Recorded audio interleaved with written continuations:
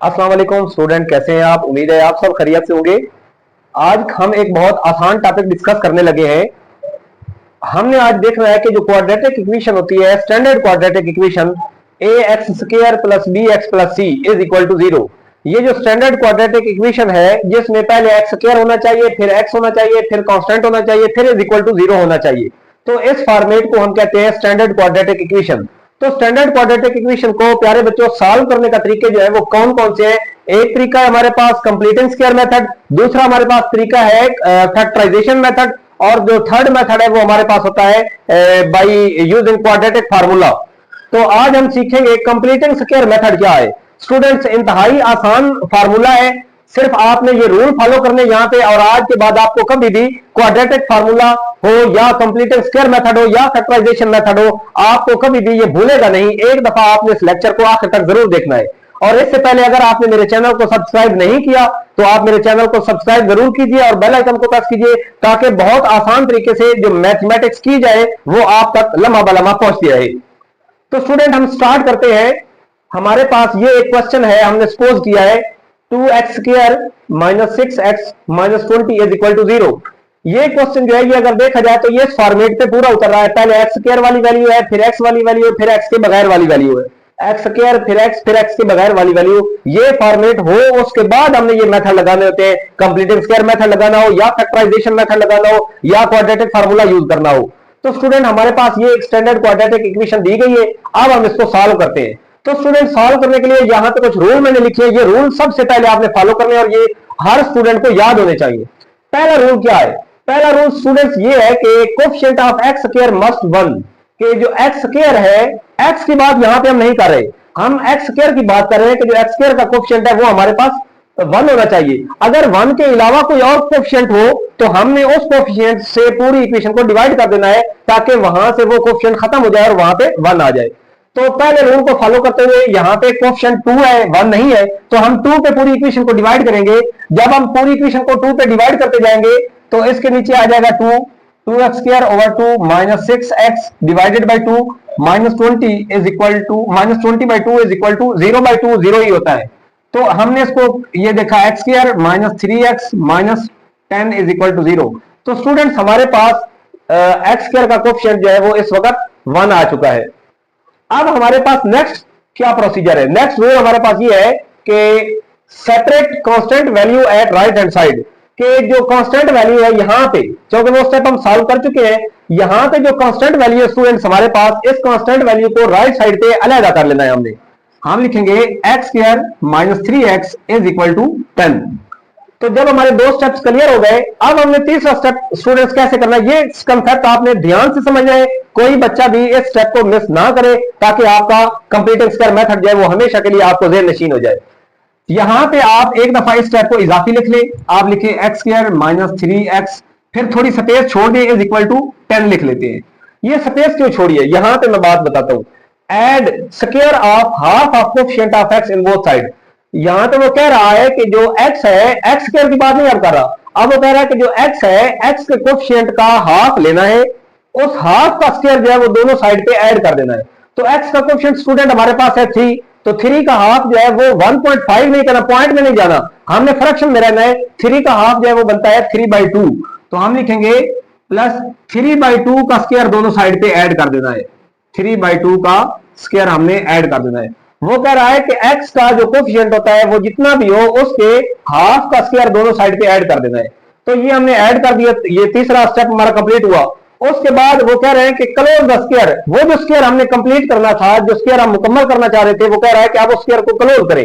कैसे क्लोज करें? देखिए, ये x पहले वाले x में से ये उठा ले, स्क्वायर में से सिर्फ x को उठा ले। स्टूडेंट की आसानी के लिए ये वर्डिंग यूज कर रहा हूं कि इस x स्क्वायर में से ये x उठा ले, इस स्क्वायर में से ये 3/2 उठा ले। अब दरमियान वाली वैल्यू जो है वो उसके साथ अगर माइनस हो तो आप माइनस लगा ले, अगर दरमियान वाली वैल्यू के साथ प्लस हो तो आप प्लस लगा ले।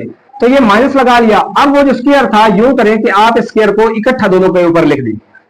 तो प्यारे बच्चों, जब आप इस स्क्वायर को ओपन करेंगे तो ये a माइनस बी का होल स्क्वायर बनेगा। जब आप इस स्क्वायर को ओपन करेंगे तो सेम यही स्टेटमेंट आपके सामने आ जाएगी। इसका मतलब ये हुआ कि ये स्क्वायर जो था इसको हमने क्लोज किया तो ये शेप बनी। जब हम इस शेप को ओपन करेंगे तो दोबारा वही शेप हमारे सामने आ जाएगी। तो x माइनस 3/2 का whole square is equal to 10 plus 9/4 आ जाएगा हमारे पास। अब x minus 3/2 whole square is equal to 10, sorry इसका हम एलसीएम ले लेते हैं 4, तो ये 40 प्लस 9, तो प्यारे बच्चों हमारे पास ये एलसीएम आ जाएगा 49/4 x माइनस 3/2 का होल स्क्वायर। अब ये स्क्वायर कंप्लीट होके हमने इसको सॉल्व करना है मुकम्मल, x की वैल्यू फाइंड आउट करनी है। अब x जो है वो तो कैद है एक स्क्वायर में, जब हमारा x जो है वो किसी स्क्वायर में कैद हो तो हम क्या करते हैं, हम स्क्वायर रूट लेते हैं दोनों साइड से ताकि वो स्क्वायर खत्म हो जाए और x हमारा वेरिएबल जो है वो आजाद हो जाए। हम क्या करेंगे, हम इसके ऊपर स्क्वायर रूट ले लेंगे, इस साइड पे भी इस साइड पे भी, तो यहाँ पे प्लस माइनस लगा लेना है इस साइड पे, स्क्वायर और स्क्वायर रूट कैंसिल हो जाएंगे, x minus 3/2 is equal two plus minus 7/2। 49 का स्क्वायर जो है वो स्क्वायर रूट जो है वो 7 आता है और 4 का स्क्वायर रूट जो है वो 2 आता है। तो इस तरीके से यहां तक हम पहुंचे। अब हम एक काम करते हैं, हम x minus 3/2 is equal to 7/2 एक दफा प्लस में लिख लेंगे और इस तरीके से कॉमा डालकर हम दोबारा लिखेंगे x minus 3/2 is equal to minus 7/2। तो स्टूडेंट यहां पे x is equal to minus 3/2 इस साइड पे आके प्लस हो जाएगा, 7/2 ये प्लस 3/2 हो जाएगा और इस साइड पे भी x is equal to minus 7/2 तो पहले ही है और हमारे पास क्या होगा, माइनस 3/2 जाइए प्लस 3/2 हो जाएगा। अब देखें x इज इक्वल टू ये एलसीएम 2 आ गया, 7 प्लस 3 जो है ये हमारे पास 10 आ जाएगा और यहाँ पे x is equal to LCM 2 आ जाएगा, माइनस 7 प्लस 3 जो है ये आंसर कितना आएगा, -4 आ जाएगा। -7 प्लस 3 आंसर हमारे पास -4 आ जाएगा। तो x इज इक्वल टू 5 और x इज इक्वल टू -2। तो प्यारे बच्चों ये हमारे पास सॉल्यूशन आ गया। अब देखें हम इस सॉल्यूशन को लिखते कैसे, S S solution set is equal to, ये करली ब्रैकेट हमने लिखनी है और इसके ऊपर हमने लिखना है 5, -2। तो इस तरीके से हम क्या करेंगे, ये हमारे पास सॉल्यूशन सेट है इस इक्वेशन का जो ये हमें दे दी गई थी। तो प्यारे बच्चों उम्मीद करता हूं कि आपको ये लेक्चर बहुत आसानी से समझ आ गया होगा। एक दफा आपके लिए दोबारा इसको रिवाइज कर देते हैं ताकि कोई परेशानी का सामना आपको ना करना पड़े। सबसे पहले एक्स स्क्वायर का कोफिशिएंट जो है 1 होना चाहिए, एक्स स्क्वायर का कोफिशिएंट होना चाहिए, एक्स की बात हम नहीं कर रहे। तो प्यारे बच्चों हमने एक्स स्क्वायर का कोफिशिएंट जो 2 था, 2 पे हमने पूरी इक्वेशन को डिवाइड कर दिया, डिवाइड करने से हमारे पास एक्स स्क्वायर का कोफिशिएंट 1 आ गया। जब x square minus 3x minus 10 is equal to 0 हमारे पास बच गया, तो उसके बाद हमारा अगला स्टेप था कि जो कांस्टेंट वैल्यू थी उसको राइट हैंड साइड पे हमने सेपरेट कर लेना था। तो हमने देखा कि -10 जो है वो हमने इक्वल के इस साइड पे लेके आ गए और उसको 10 कर दिया, x square minus 3x is equal to 10। अब एक दफा इस स्टेप को दोबारा लिख लेना है, x square minus 3x plus आगे जगह छोड़ दे फिलहाल इज इक्वल टू 10 और आगे जगह छोड़ दे। हमने यहां पे क्या लिखना होता है, तीसरा स्टेप जो x का कोफिशिएंट होता है, फर्ज करें जैसे यहां पे 3 है, x के कोफिशिएंट का हाफ करना है, जैसे 3 का हाफ किया तो वो 3/2 आया, x के कोफिशिएंट के हाफ का स्क्वायर दोनों साइड पे ऐड कर देना है, तो ये 3/2 को दोनों साइड पे ऐड कर दिया।